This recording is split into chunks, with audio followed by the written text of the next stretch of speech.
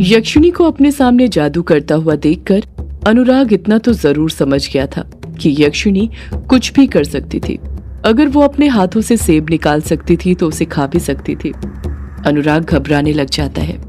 डर के कारण उसके हाथ पैर थर थर कांपने लग जाते हैं। वो बाइट जो उसने सेब की खाई थी, उसने सेब की उस बाइट को चबा तो लिया था, पर उसे निकला नहीं था। वो उसके गले के बीच में ही अटक गया था। वो इतना डर गया था कि उस सेब को निगल ही नहीं पा रहा था। अनुराग की आंखों में डर साफ दिखने लग गया था और इस डर को यक्षिणी ने अनुराग की आंखों में देखकर महसूस कर लिया था। यक्षिणी नहीं चाहती थी कि अनुराग के मन में उसके लिए जरा सा भी डर हो, इसलिए वो तुरंत हंसते हुए अनुराग से कहती है, डरो मत मेरे प्यारे लेखक बाबू, मैं तुम्हें नहीं खाने वाली। मैं तो बस मजाक कर रही थी। मैं थोड़ी तुम्हें खा सकती हूँ। तुम तो मेरे प्यारे लेखक बाबू हो ना। जब यक्षिणी ये बात बोलती है तब जाकर अनुराग की जान में जान आती है और वो वापस से सेब खाना शुरू कर देता है। यक्षिणी अनुराग की आंखों में देखते हुए कहती है, सेब खाओ लेखक बाबू, तुम्हें भूख लगी थी ना, रुक क्यों गए? अनुराग सेब खाते हुए ही यक्षिणी से कहता है, तुम मुझे लेखक बाबू क्यों कहती हो यक्षिणी? लेखक बाबू मुझे सिर्फ मेरे पिताजी कहते हैं, वो भी कभी कभी। मेरा नाम लेखक बाबू नहीं बल्कि अनुराग है। तुम मुझे अनुराग कहकर पुकारा करो, लेखक बाबू नहीं। यक्षिणी अनुराग के सवाल का जवाब देते हुए कहती है, नहीं, तुम लेखक बाबू ही हो। तुम्हें नहीं पता, पर मैं तुम्हारी आंखों में तुम्हारा आने वाला कल देख सकती हूँ। तुम बड़े होकर एक महान लेखक बनोगे। बचपन में तुमने कलम ऐसे ही नहीं थामी थी, वो कलम ही अब तुम्हारे जीवन की साथी है। तुम्हारे अंदर लिखने की एक आग है, एक तड़प है। वही आग और तड़प तुम्हें लेखक बनाएगी। तुम अगर लिखना छोड़ना भी चाहोगे ना तो नहीं छोड़ पाओगे, क्योंकि तुम्हारी रग रग में शब्द दौड़ते हैं जो तुम्हारे शरीर का ही एक हिस्सा है। किताबें तुम्हारी रूह में बसी हुई हैं, उसे तुम अपने आप से अलग नहीं कर सकते। लेखन के बिना तुम हमेशा अधूरे रहोगे। जिस रात तुम लिखोगे नहीं, एक बेचैनी तुम्हें सताते रहेगी। लेखनी तुम्हारी रातों की नींद तो छीन लेगी, पर वही तुम्हें सुकून देगी। मेरी ये बात हमेशा याद रखना। अनुराग खामोशी के साथ यक्षिणी की बातें सुन रहा था। उसे यक्षिणी की कुछ बातें तो समझ आ रही थी, पर बाकी बातें सिर के ऊपर से निकल रही थी। यक्षिणी अपनी बात आगे जारी रखते हुए कहती है, तुम बड़े होकर कई सारी कहानियां लिखोगे और उन कहानियों में ही एक कहानी मेरी होगी। तुम्हारी कलम मेरी आवाज बनेगी। तुम्हें मेरी दर्द भरी दास्तां लिखनी है, वो दास्तां जो किसी को नहीं पता, वो बस तुम्हें पता होगी। अनुराग यक्षिणी को बीच में टोकते हुए कहता है, तुम्हारी दास्तां? तुम्हारी कौन सी दास्तान है यक्षिणी? यक्षिणी खोए हुए अंदाज में दर्द जाहिर करते हुए कहती है एक दर्द भरी दास्तां। लेखक बाबू, उस दास्तां में मुझे मर्दों के साथ वो करना पड़ता है जो मैं नहीं करना चाहती, पर वो करना मेरी मजबूरी है। अगर वो मैंने नहीं किया तो फिर तुम मुझे पहचान ही नहीं पाओगे। अनुराग यक्षिणी को एकटक नजर से देखते हुए कहता है, वो करना पड़ता है? क्या वो करना पड़ता है यक्षिणी? यक्षिणी अनुराग को देखते हुए मन ही मन मुस्कुराते हुए कहती है, ये सब जानने के लिए तुम अभी बहुत छोटे हो लेखक बाबू। एक बार तुम बड़े हो जाओ, फिर यदि एक बार मैंने वो तुम्हारे साथ कर लिया तो वो करने के बाद मुझे किसी मर्द के साथ वो करना नहीं पड़ेगा। मेरी ये दर्द भरी दास्तां उसी वक्त खत्म हो जाएगी, मुझे मुक्ति मिल जाएगी। अनुराग जो सेब खा रहा था वो उसी वक्त उस सेब को खाना छोड़कर अपनी जगह पर से उठते हुए कहता है, तो लो अभी मेरे साथ वो कर लो यक्षिणी। अनुराग की ये बात यक्षिणी के दिल को छू जाती है। अनुराग ने बचपन में ही यक्षिणी के दिल को जीतना शुरू कर दिया था, वो दिल जिसे आज तक पृथ्वी लोक पर रहने वाला कोई निवासी नहीं जीत पाया था। यक्षिणी बात को फिर से टालते हुए कहती है, मैंने कहा ना लेखक बाबू, वो सब करने के लिए तुम अभी बहुत छोटे हो। जब तुम बड़े हो जाओगे तब मैं तुम्हें अपनी पूरी कहानी सुनाऊंगी। उस कहानी का हर एक किस्सा सुनाऊंगी कि मैं क्या करती हूँ, क्यों करती हूँ, सब कुछ। यक्षिणी अनुराग का झूठा सेब उठाती है, उसे एक बार खाती है और फिर अनुराग को देते हुए कहती है, लो सेब खाओ लेखक बाबू, अभी तो तुम्हें और बड़ा होना है। एक बार बस तुम बड़े हो जाओ, फिर तुम मेरा वो रूप देखना जो बाकी मर्द देखते हैं। मैं तुम्हारे साथ भी वही करूंगी जो मैं बाकी मर्दों के साथ करती हूँ। अनुराग फिर वही सवाल दोहराता है, तुम क्या करती हो मर्दों के साथ यक्षिणी? यक्षिणी फिर बात को टालते हुए कहती है, मैंने कहा ना लेखक बाबू, तुम अभी छोटे हो, मैं मर्दों के साथ क्या करती हूँ ये तुम्हें नहीं बता सकती हूँ। अनुराग भी जिद पर बने रहते हुए कहता है, मैं अब बड़ा हो चुका हूँ यक्षिणी, पिताजी कहते हैं मैं बड़ा हो गया हूँ। अब मुझे मस्ती नहीं करनी चाहिए, और मैंने तो मस्ती करना भी छोड़ दिया है। मैं बड़ा जो हो गया हूँ। अब तुम मुझे बताओ, तुम मर्दों के साथ क्या करती हो?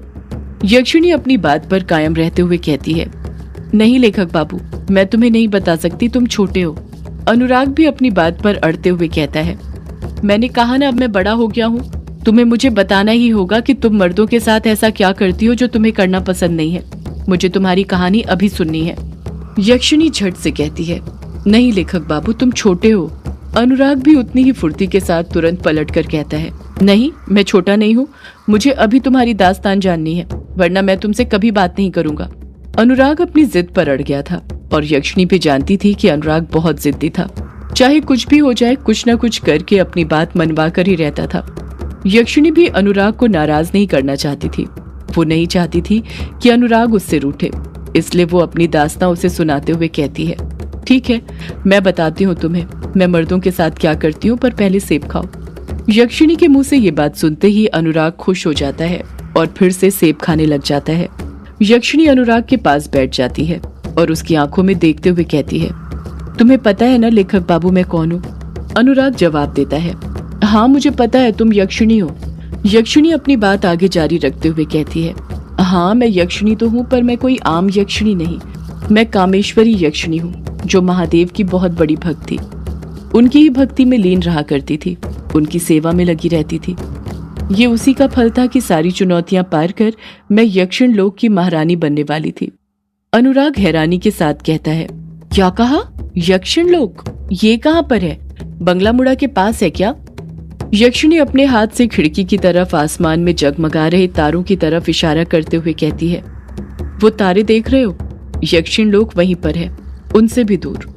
अनुराग अपना बड़ा समूह करते हुए कहता है, मतलब आसमान में? यक्षिणी हामी भरते हुए कहती है, हाँ आसमान में। वहां पर और भी कई सारे लोग हैं। इस पृथ्वी लोक की तरह उनमें रहने वाले लोग भी पृथ्वी लोक के निवासियों की तरह ही दिखते हैं, पर उनके पास कई दिव्य शक्तियां होती हैं। मैं भी वहीं से आई थी। हम सभी अपनी जिंदगी में अपना दर्द किसी न किसी के साथ बांटते हैं, कभी दोस्त के साथ तो कभी परिवार के साथ, क्योंकि दर्द बांटने से ही कम होता है। और यक्षिणी के पास अनुराग के सिवा कोई नहीं था, वही उसका दोस्त था और परिवार भी।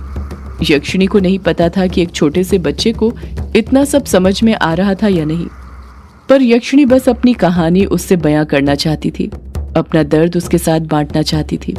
अगले ही पल यक्षिणी कुछ गुस्से के साथ कहती है, मैं इस पृथ्वी लोक में आई नहीं थी, बल्कि मुझे बुलाया गया था। अनुराग यक्षिणी को बीच में ही टोकते हुए कहता है, बुलाया था? पर किसने?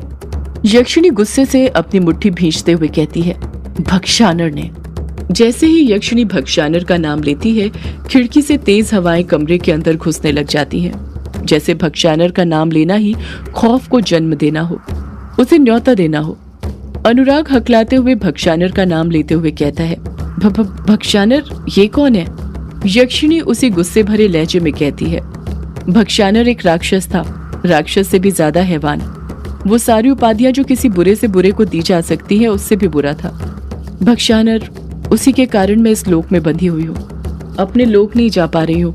वो संपूर्ण ब्रह्मांड पर राज करना चाहता था, उसी ने मुझे इस लोक में बुलाया था। उसी के कारण मुझे अभिशाप मिला था, जिस वजह से मैं एक यक्षिणी से एक डायन बन गई। इतना कहकर यक्षिणी खामोश हो जाती है। कमरे के अंदर एक सन्नाटा फैल जाता है। भक्षानर ने यक्षिणी के साथ क्या क्या किया था, उन बातों को याद करके यक्षिणी गुस्से में आ गई थी, और वो गुस्सा उसकी लाल आंखों में साफ देखा जा सकता था। जब अनुराग यक्षिणी के मुंह से सुनता है कि वो एक डायन है, तो उसके हाथ पैर ठंडे पड़ने लग जाते हैं। उसकी सांसें एक पल के लिए थम सी जाती हैं। अनुराग हकलाते हुए कहता है, क्या कहा? डायन? मतलब तुम डायन हो? यक्षिणी कहती है, हाँ डायन।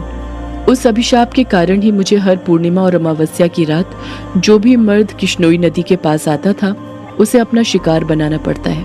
अनुराग हैरानी के साथ पूछता है, शिकार बनाना पड़ता है मतलब? यक्षिणी गुस्से के साथ कहती है, मतलब उसे मारना पड़ता है। अनुराग और डर जाता है। इस बार जब अनुराग डरता है तो यक्षिणी को उसका ये डर देखकर अच्छा लगने लग जाता है।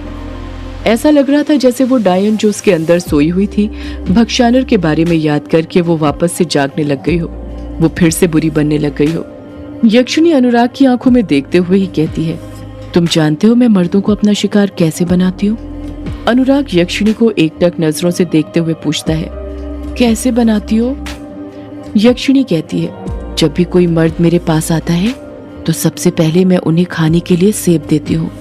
जैसे ही यक्षिणी ये बात बोलती है, अनुराग जो सेब चबा रहा था उसकी तरफ देखने लग जाता है। एक पल के लिए वो चबाना बंद कर देता है। यक्षिणी अपनी बात को आगे जारी रखते हुए कहती है, वो सेब कोई ऐसा वैसा सेब नहीं होता था, जादुई सेब होता था जिस पर मैं अपने मंत्र पढ़ती थी। जब भी कोई मर्द उस सेब को खाता था तो वो मेरे वश में हो जाता था और फिर उसके बाद मैं उस मर्द के साथ संभोग करती थी। अनुराग यक्षिणी को बीच में टोकते हुए कहता है, क्या कहा तुमने? संभोग? ये क्या होता है? ये भी कोई खाने की चीज है क्या जो तुम सेब के साथ देती हो? यक्षिणी अनुराग की नादानी देखकर हंसने लग जाती है और हंसते हुए कहती है, ये संभोग कोई खाने की चीज नहीं है बल्कि करने की चीज है।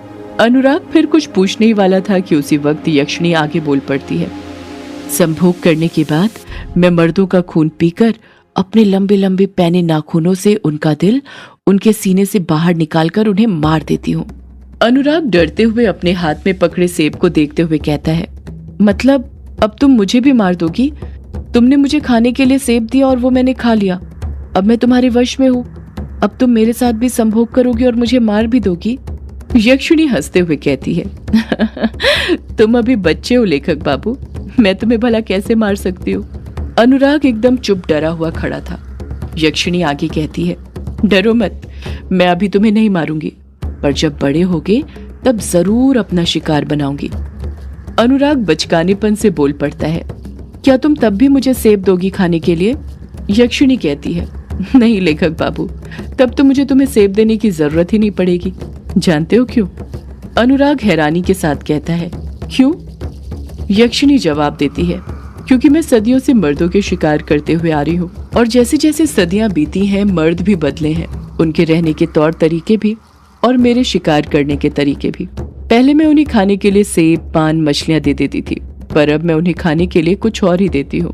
यक्षिणी खोए हुए अंदाज में कहती है, पहले मुझे लगता था मर्दों की भूख सिर्फ एक प्रकार की होती है, पर फिर मुझे पता चला मर्दों की भूख दो प्रकार की होती है, पहली अन्न की, दूसरी स्त्रियों के अंग की। अब मर्दों को अपने वश में करने के लिए मुझे उन्हें कुछ खाने के लिए देने की जरूरत नहीं पड़ती, बस अपना हल्का सा अंग प्रदर्शन करने की जरूरत पड़ती है और वो खुद ब खुद मेरे वश में आ जाते हैं। और मुझे पूरा यकीन है तुम भी बड़े होकर उन्हीं मर्दों की तरह बनोगे और फिर मैं तुम्हें अपना शिकार बनाऊंगी, तुम्हें भी मार दूंगी। अनुराग डरते हुए पूछता है, मुझे मार दोगी? पर क्यों? यक्षिणी बड़े प्यार से जवाब देती है, क्योंकि मेरे लेखक बाबू, तुम्हें मारने के बाद ही मुझे मेरे अभिशाप से मुक्ति मिलेगी। यक्षिणी की ये बात सुनकर अनुराग को डर नहीं लगता, बल्कि एक तसल्ली सी होती है, जैसे उसे खुशी हो रही हो कि यक्षिणी को उसके अभिशाप से मुक्ति मिल सकती है। और वो कुछ खुश होते हुए कहता है, मतलब मुझे मारने के बाद तुम अपने लोग जा पाओगी, अपने घर जा पाओगी? यक्षिणी हामी भरते हुए कहती है, हाँ, मैं अपने लोग जा पाऊंगी लेखक बाबू, तुम बहुत खास हो, बहुत खास। अनुराग अपने हाथ से अपनी तरफ इशारा करते हुए कहता है, मैं खास हूँ? पर क्यों? सदियों से है पुरानी ये है यक्षिणी की कहानी। यक्षिणी एक आग है, यक्षिणी तेरा ख्वाब है,